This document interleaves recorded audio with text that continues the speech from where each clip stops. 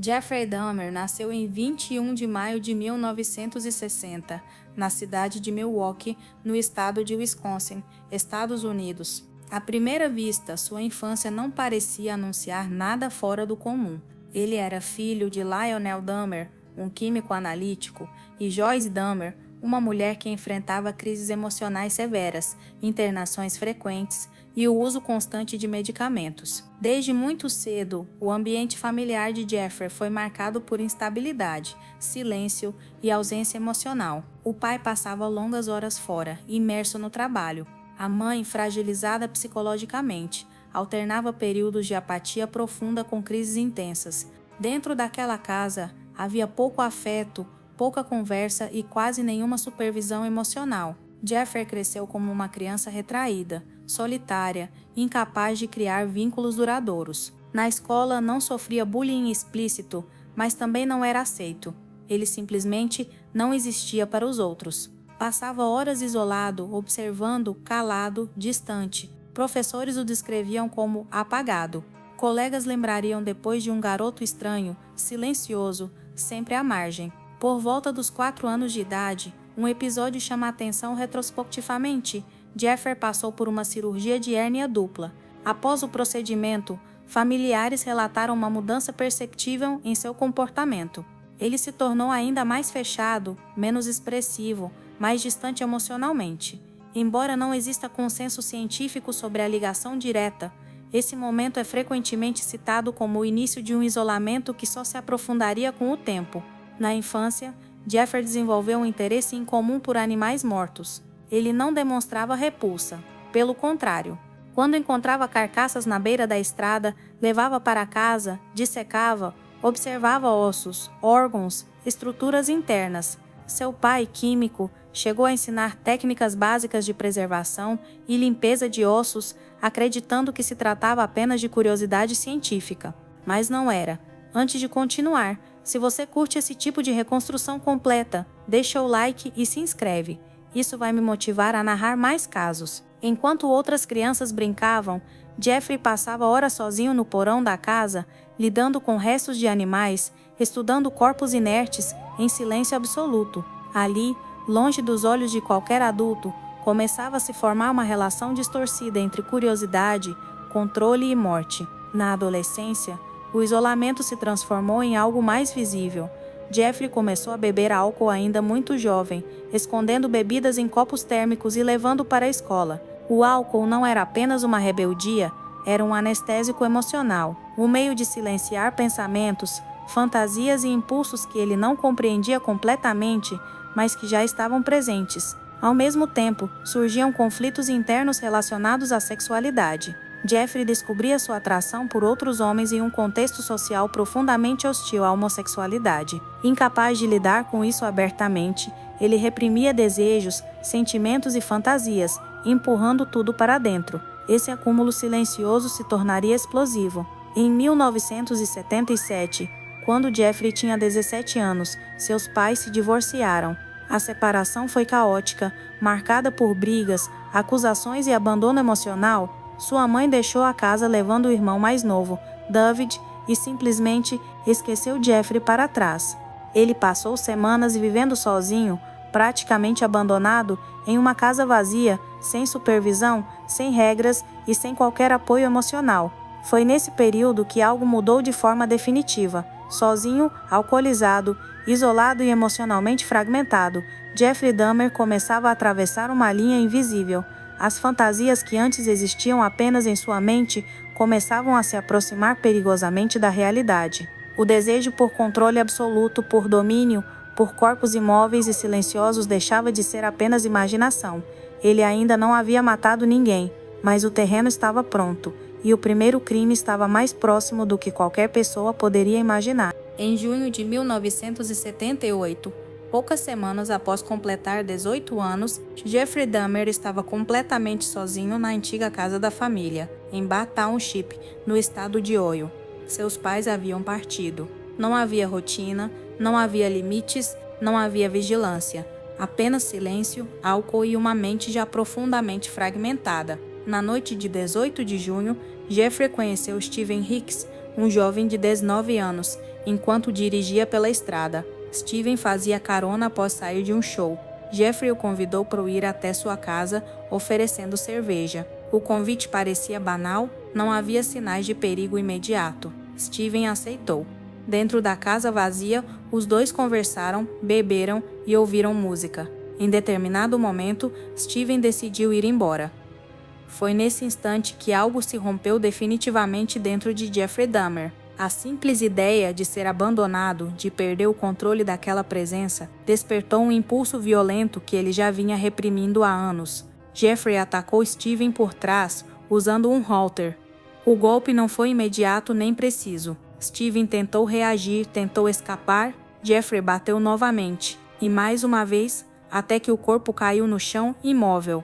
Em seguida, ele estrangulou a vítima para garantir que estava morta. Ali, sem testemunhas, sem interferência externa, Jeffrey Dahmer cometeu seu primeiro assassinato. O que aconteceu depois é tão revelador quanto o crime em si. Jeffrey não entrou em pânico, não tentou fugir, não procurou ajuda. Pelo contrário, ele permaneceu ao lado do corpo por horas. Observou, tocou, sentiu. Pela primeira vez, suas fantasias de controle absoluto haviam se materializado. Nos dias seguintes, Jeffrey desmembrou o corpo de Steven Hicks, cortou a carne em pedaços menores, colocou em sacos plásticos e descartou parte dos restos na floresta próxima. Os ossos foram esmagados e espalhados pelo terreno. Alguns fragmentos foram dissolvidos em ácido e despejados no ralo. Tudo foi feito de forma improvisada, mas meticulosa. Nenhum vizinho suspeitou de nada, nenhuma denúncia foi feita, nenhuma investigação foi iniciada. O crime simplesmente desapareceu. Após se livrar do corpo, Jeffrey limpou a casa, guardou os objetos e voltou à rotina como se nada tivesse acontecido. Pouco tempo depois, ele deixou o local para ingressar na Universidade Estadual de Ohio.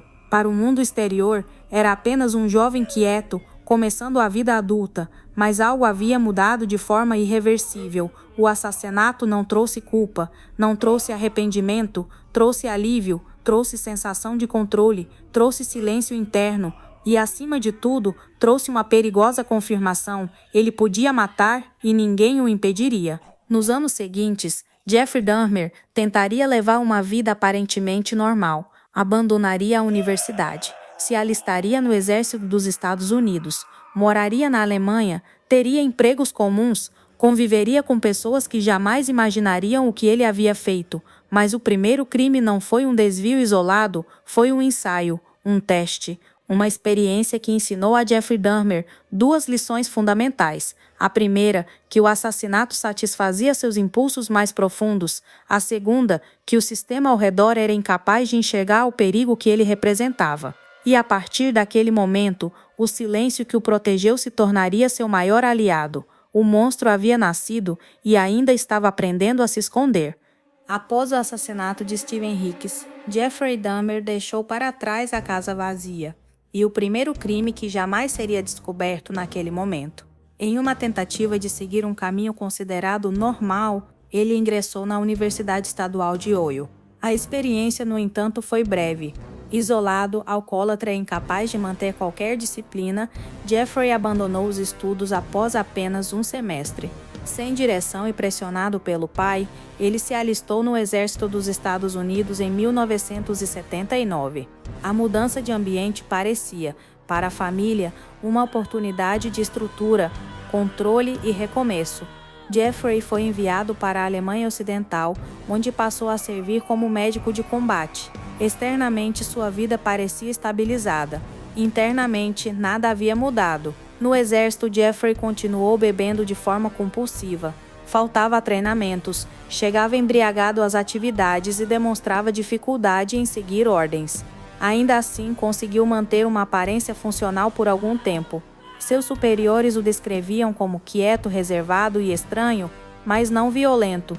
Durante esse período, as fantasias retornaram com força. Longe da família e cercado por homens jovens, Jeffrey alimentava pensamentos cada vez mais obsessivos envolvendo controle, submissão e corpos imóveis. Não há provas confirmadas de assassinatos cometidos durante sua permanência na Alemanha, mas há indícios de comportamentos predatórios e relatos de tentativas de sedação e dominação que nunca chegaram a ser formalmente denunciadas. Em 1981, após sucessivos problemas disciplinares relacionados ao álcool, Jeffrey Dahmer foi dispensado do exército de forma honrosa, classificado como inapto para o serviço. Ele retornou aos Estados Unidos sem dinheiro, sem planos e sem qualquer acompanhamento psicológico. De volta ao país, Jeffrey passou a viver com a avó, Catherine Dahmer, em West Allis, no estado de Wisconsin. A casa da avó representava, para a família, uma tentativa de contenção. Catherine era uma mulher religiosa, rígida, que impunha regras claras, não permitia bebida dentro de casa, não tolerava comportamentos estranhos. Por algum tempo, isso funcionou como um freio.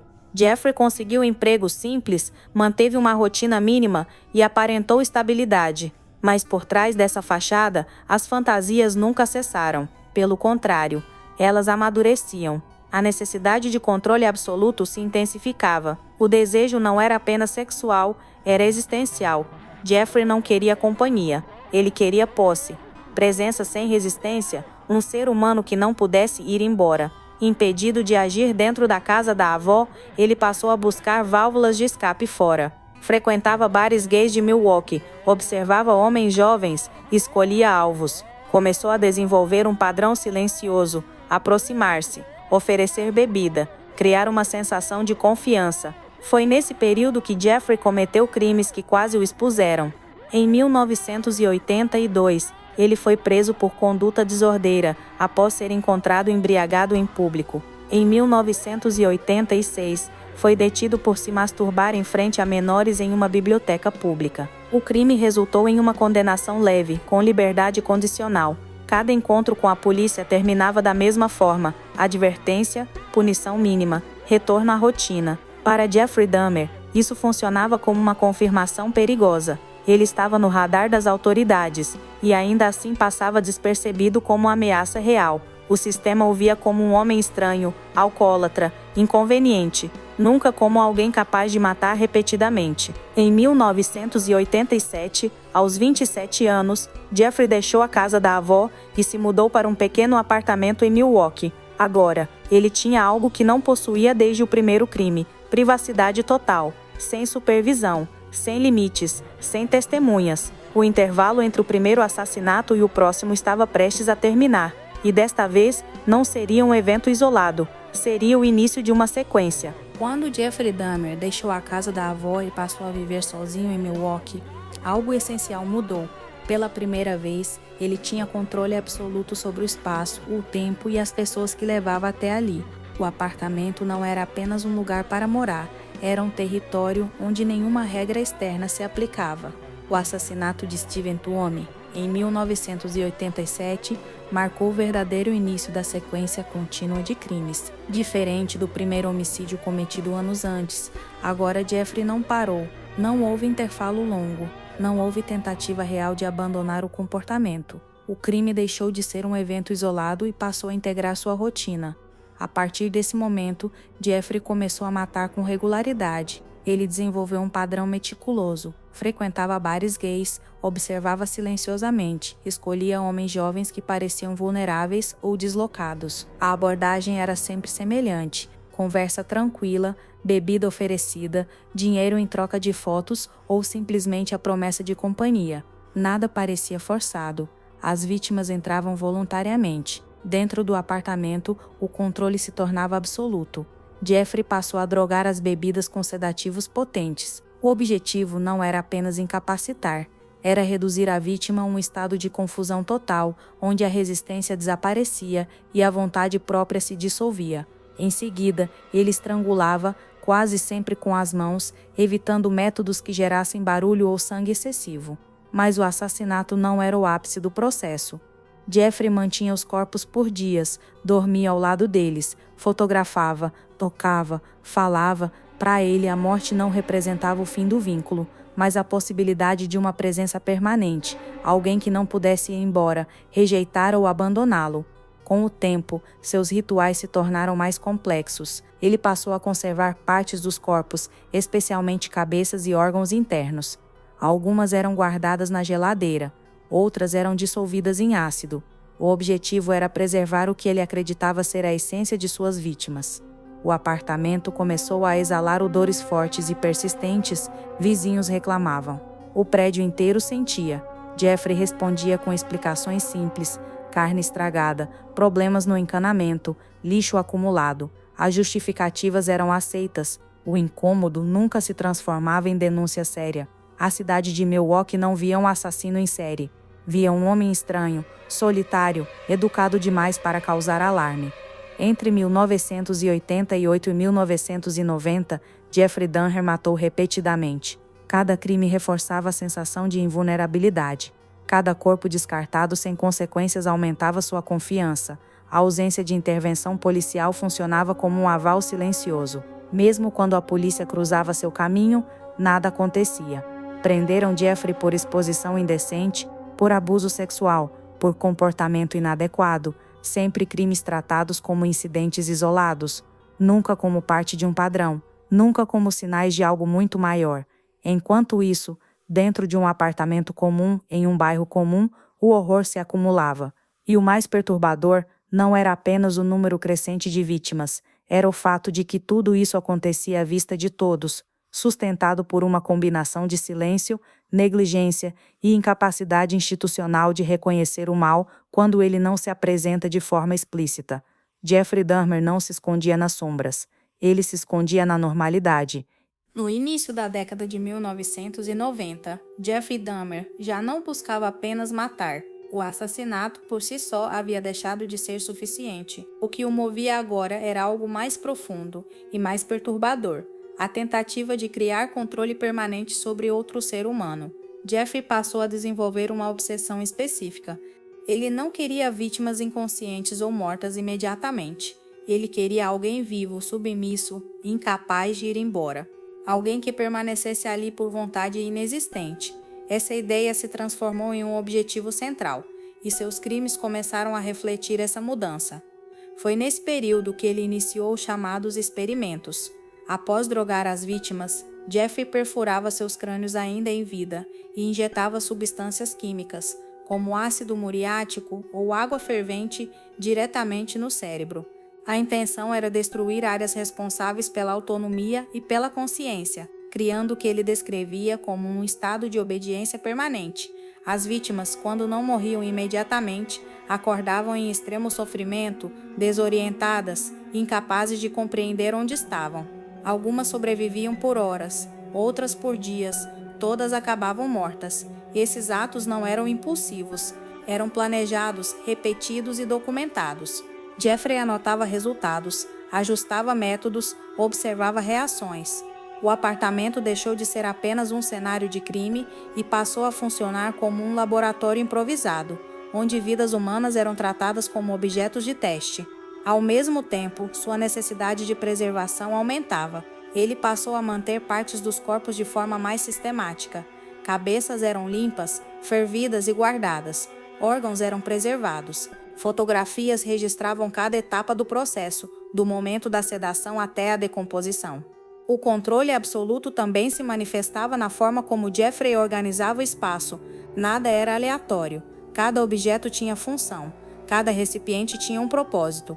Para ele, aquilo não era caos, era ordem. Do lado de fora, porém, os sinais começaram a se acumular. O cheiro vindo do apartamento tornou-se constante e intenso. Vizinhos reclamavam repetidamente. A administração do prédio recebia denúncias frequentes. Jeffrey oferecia explicações simples, sempre calmas. Problemas na geladeira, alimentos estragados, lixo acumulado. As justificativas eram aceitas sem investigação aprofundada. A ausência de questionamento reforçava sua convicção de que estava invisível.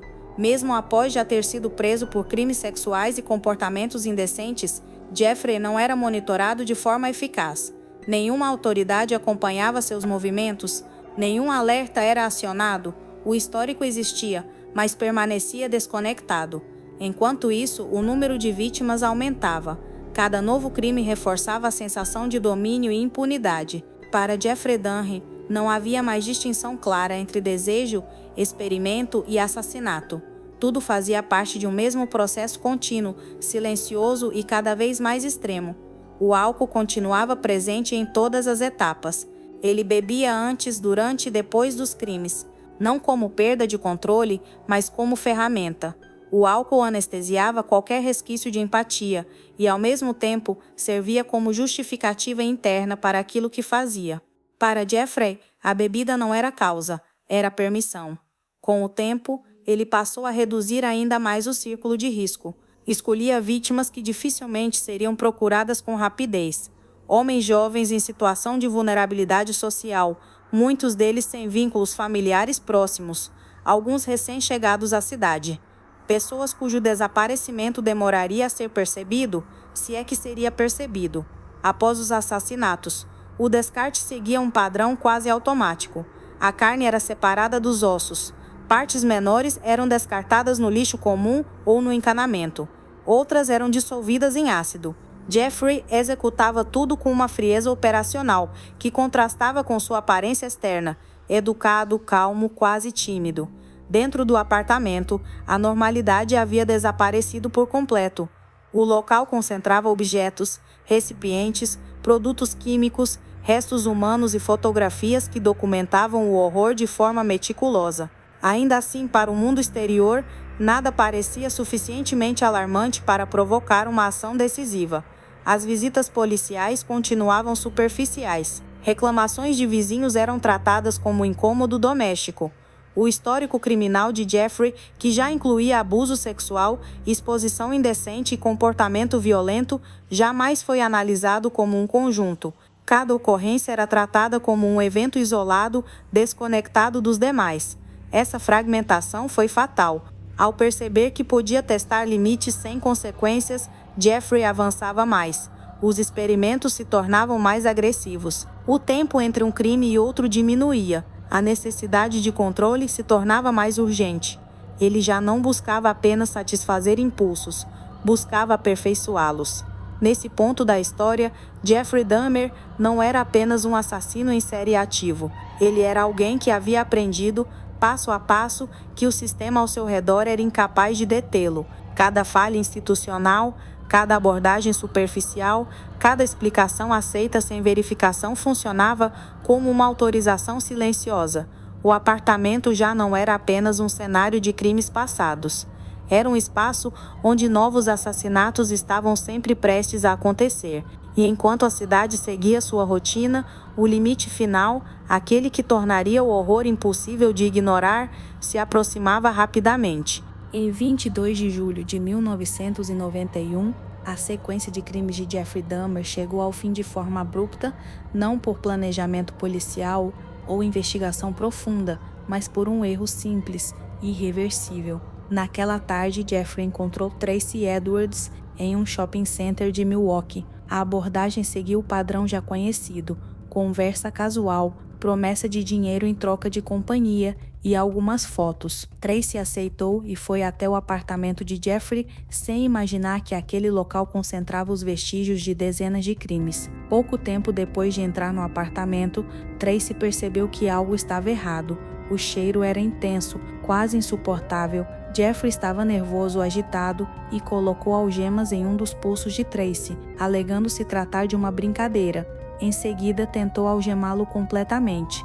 Diferente de outras vítimas, Tracy conseguiu reagir. Aproveitando um momento de distração, ele escapou do apartamento ainda algemado e correu até a rua, onde conseguiu chamar a atenção de policiais que patrulhavam a área. Quando os agentes chegaram, encontraram Tracy em estado de choque, suado, confuso e com uma algema presa ao pulso. Jeffrey Dahmer apareceu logo depois. Calmo e educado, sem sinais aparentes de agressividade, ele explicou que se tratava de um mal-entendido entre adultos. Disse que havia perdido a chave das algemas e se ofereceu para levá-los até seu apartamento para resolver a situação. Os policiais aceitaram acompanhá-lo. Ao entrarem no apartamento, o odor voltou a se impor. Um cheiro forte, pesado, impossível de ignorar. Enquanto um dos agentes observava o ambiente, outro pediu para ver a chave das algemas. Jeffrey indicou o quarto. Foi ali que tudo mudou. Sobre uma mesa, os policiais encontraram fotografias Polaroid. As imagens mostravam corpos nus, desmembrados, em diferentes estágios de decomposição. Não havia interpretação alternativa possível. Aquilo não era consensual, não era fetiche comum, era documentação de assassinatos. Jeffrey Dahmer foi algemado imediatamente. A partir desse momento, o apartamento passou a ser tratado como cena de crime. O que os investigadores encontraram nas horas seguintes superou qualquer expectativa. Na geladeira, havia cabeças humanas preservadas. No freezer, órgãos e tecidos. Em armários, ossos limpos e catalogados. Em recipientes plásticos, restos humanos dissolvidos em produtos químicos. Um barril azul no canto do quarto continha partes de corpos em decomposição, submersas em ácido. Gavetas guardavam ferramentas, serras, facas e instrumentos usados nos desmembramentos. Fotografias detalhavam cada etapa dos crimes. Nada estava escondido de forma sofisticada. O horror estava organizado. Enquanto os policiais chamavam reforços e isolavam o prédio, Jeffrey Dahmer foi levado sob custódia. No trajeto, ele permaneceu calmo. Não resistiu, não tentou fugir. Sabia que tudo havia acabado. Nas horas seguintes, Milwaukee acordaria para uma realidade impossível de ignorar. Por anos, um serial killer havia operado livremente dentro da cidade, protegido por silêncio, falhas institucionais e a incapacidade coletiva de enxergar o perigo onde ele realmente estava. O apartamento não era apenas o local dos crimes, era a prova material de tudo que havia sido ignorado. Após a prisão, Jeffrey Dahmer foi conduzido à delegacia de Milwaukee. Diferente do que costuma ocorrer em casos dessa magnitude, ele não resistiu, não pediu advogado de imediato e não tentou minimizar o que havia sido encontrado em seu apartamento. Desde o início, adotou uma postura colaborativa, quase aliviada. Durante os interrogatórios, Jeffrey começou a falar. Ele descreveu os crimes com frieza, precisão e uma ausência quase completa de emoção. Informou nomes, datas aproximadas, locais, métodos e padrões. Explicou como abordava as vítimas, como as drogava, como as matava e o que fazia com os corpos depois. Nada parecia improvisado. Tudo era narrado como uma rotina estabelecida. À medida que as confissões avançavam, os investigadores perceberam que o caso era muito maior do que inicialmente imaginado. Jeffrey admitiu ter assassinado 17 pessoas entre 1978 e 1991. A maioria das vítimas era formada por homens jovens, muitos deles negros ou latino-americanos. Alguns nomes só puderam ser confirmados por meio de exames forenses, fotografias e registros fragmentados. Outros jamais seriam identificados. O impacto das revelações foi imediato. A imprensa cercou a delegacia. A cidade entrou em estado de choque. Famílias começaram a procurar informações, tentando descobrir se parentes desaparecidos poderiam estar entre as vítimas. O horror deixou de ser um rumor e se transformou em uma realidade documentada, impossível de negar. Enquanto isso, Jeffrey continuava colaborando. Ele desenhou plantas do apartamento, indicou locais de descarte, explicou o funcionamento dos experimentos, descreveu o processo de preservação de restos humanos. Em nenhum momento tentou justificar seus atos como acidente ou impulso momentâneo. Ele os tratava como resultado direto de desejos que nunca conseguiu ou nunca quis controlar. Os investigadores ficaram particularmente impactados com a clareza com que Jeffrey descrevia suas motivações. Ele não falava em ódio, não falava em raiva, falava em medo de abandono, necessidade de controle e desejo de posse absoluta. Para ele, matar era uma forma de impedir que as pessoas fossem embora. À medida que os detalhes se tornavam públicos, as falhas do sistema também vieram à tona. Casos anteriores ignorados, denúncias descartadas, abordagens policiais superficiais, episódio envolvendo Conerac Synthasymphony. Ganhou destaque internacional, tornando-se símbolo de negligência institucional. A sociedade passou a questionar não apenas Jeffrey Dahmer, mas tudo o que permitiu que ele continuasse livre por tanto tempo. Dentro da prisão, Jeffrey permaneceu isolado, sob vigilância constante. Ele passou por avaliações psiquiátricas, entrevistas extensas e análises comportamentais. Especialistas tentavam entender se estavam diante de um psicótico incapaz de distinguir certo e errado, ou de um homem plenamente consciente de seus atos. Essa distinção se tornaria central nos próximos capítulos, porque agora o caso deixava de ser apenas criminal. ele se tornava jurídico, psicológico e moral. Em 1992, o caso de Jeffrey Dahmer chegou ao Tribunal de Wisconsin sob intensa atenção nacional e internacional. Não havia dúvidas quanto à autoria dos crimes. As confissões, as provas materiais e os laudos forenses tornavam o caso incontestável. A única questão real diante da justiça era outra. Jeffrey Dahmer era legalmente são no momento dos assassinatos. A defesa construiu sua estratégia com base na insanidade mental. Psiquiatras contratados afirmaram que Jeffrey sofria de transtornos profundos, incluindo necrofilia, sadismo e distúrbios de personalidade que comprometeriam sua capacidade de controle e julgamento. Segundo essa linha, ele sabia o que fazia, mas não conseguia evitar. A promotoria, por outro lado, apresentou uma narrativa diferente. Especialistas afirmaram que, apesar de suas perversões, Jeffrey era plenamente consciente de seus atos. Ele planejava os crimes, escondia evidências, mentia para a polícia, escolhia vítimas específicas e ajustava métodos para evitar ser descoberto. Tudo isso indicava compreensão clara entre certo e errado. O tribunal se transformou em um campo de batalha psicológico. Durante o julgamento, gravações dos interrogatórios foram exibidas. Fotografias encontradas no apartamento foram analisadas. Relatórios detalharam cada etapa dos crimes. O público presente reagia com choque, incredulidade e repulsa. Para muitos, era impossível conciliar a imagem calma de Jeffrey no banco dos réus com a brutalidade descrita nos autos. Jeffrey testemunhou, falou de forma controlada, quase didática, admitiu todos os assassinatos, reconheceu que sabia que matar era errado. Declarou, no entanto, que seus impulsos eram mais fortes do que qualquer limite moral. Não demonstrou emoção visível ao falar das vítimas, mas também não tentou se vitimizar. Esse ponto foi decisivo. Para o júri, a clareza com que Jeffrey descrevia seus atos e a consciência demonstrada ao longo de anos de crimes pesaram mais do que qualquer diagnóstico psiquiátrico. Em fevereiro de 1992, após semanas de julgamento, o veredicto foi anunciado. Jeffrey Dahmer foi considerado culpado por 15 acusações de homicídio em primeiro grau. Recebeu 15 penas de prisão perpétua consecutivas, sem possibilidade de liberdade condicional.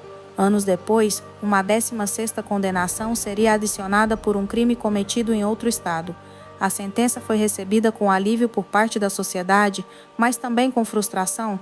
Muitas famílias sentiam que nenhuma punição seria proporcional ao que havia sido perdido. Outras questionavam se o sistema falhara ao permitir que alguém tão claramente perigoso permanecesse livre por tanto tempo. Com o julgamento encerrado, o caso entrava em uma nova fase. Jeffrey Dahmer deixava de ser apenas um assassino em série exposto.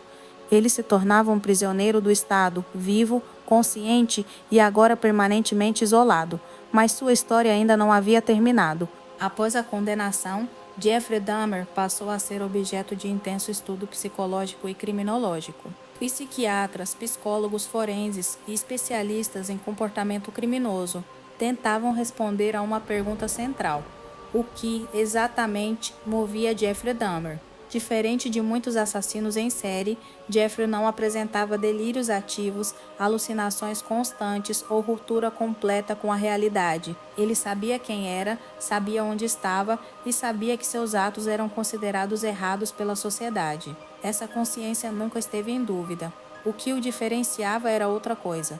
Jeffrey apresentava traços claros de psicopatia associada a distúrbios severos de apego, sexualidade e controle. Sua incapacidade de lidar com abandono, rejeição e autonomia alheia não se manifestava como raiva explosiva, mas como necessidade extrema de posse. Para ele, pessoas não eram sujeitos independentes. Eram objetos que poderiam ir embora a qualquer momento. A morte, nesse contexto, não era um fim, era uma solução. Ao eliminar a vida, Jeffrey eliminava também a possibilidade de abandono. O corpo imóvel representava aquilo que ele mais desejava: presença permanente, silêncio absoluto, ausência de resistência. Seus crimes não eram impulsivos, mas cuidadosamente planejados para atender a essa lógica distorcida. Outro ponto central era o controle. Jeffrey não buscava poder social, fama ou reconhecimento. Seu controle era íntimo, privado, exercido longe dos olhos do mundo. Isso explica porque ele não demonstrava necessidade de se exibir, de provocar autoridades ou de reivindicar a autoria enquanto estava em liberdade. A cooperação após a prisão também fazia parte desse padrão. Para muitos especialistas, Jeffrey falava porque já não precisava esconder, o controle havia se esgotado. A confissão não era arrependimento, era encerramento. Ele não buscava absolvição moral, mas compreensão técnica do que havia feito. O caso também expôs limites importantes da psiquiatria forense. Jeffrey não se encaixava perfeitamente em categorias clínicas tradicionais. Ele não era um psicótico clássico, mas também não era apenas um criminoso racional comum. Ele operava em uma zona cinzenta, onde consciência e compulsão coexistiam. Esse aspecto tornou o caso de Dahmer um marco nos estudos sobre responsabilidade penal. Ele forçou tribunais, especialistas e a sociedade a confrontarem uma realidade desconfortável. É possível compreender o funcionamento de uma mente criminosa sem justificar seus atos. Além disso, o impacto institucional foi profundo.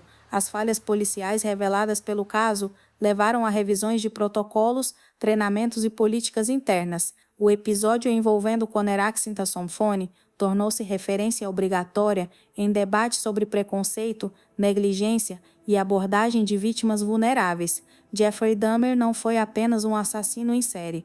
Ele foi o produto de uma combinação perigosa entre distúrbios individuais graves e um sistema incapaz de reconhecer padrões, conectar alertas e agir no momento certo. E é exatamente nessa interseção entre o indivíduo e a estrutura que reside a lição mais perturbadora de todo o caso. Após a condenação à prisão perpétua, Jeffrey Dahmer foi enviado ao Complexo Correcional de Columbia, no estado de Wisconsin. Pela primeira vez em décadas, ele estava completamente privado de qualquer forma de controle. Não escolhia horários, não escolhia pessoas, não escolhia espaços. Tudo que havia estruturado sua existência havia sido removido.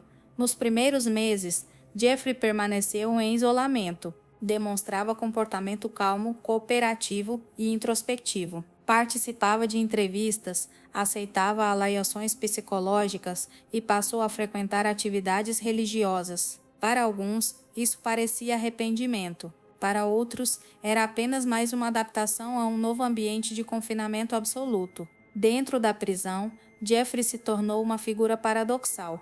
Para parte dos detentos, era um alvo, para outros, um símbolo do horror humano. Guardas relataram que ele parecia consciente do ódio que despertava, mas não demonstrava medo explícito. Sua postura permanecia constante, silenciosa, contida, distante.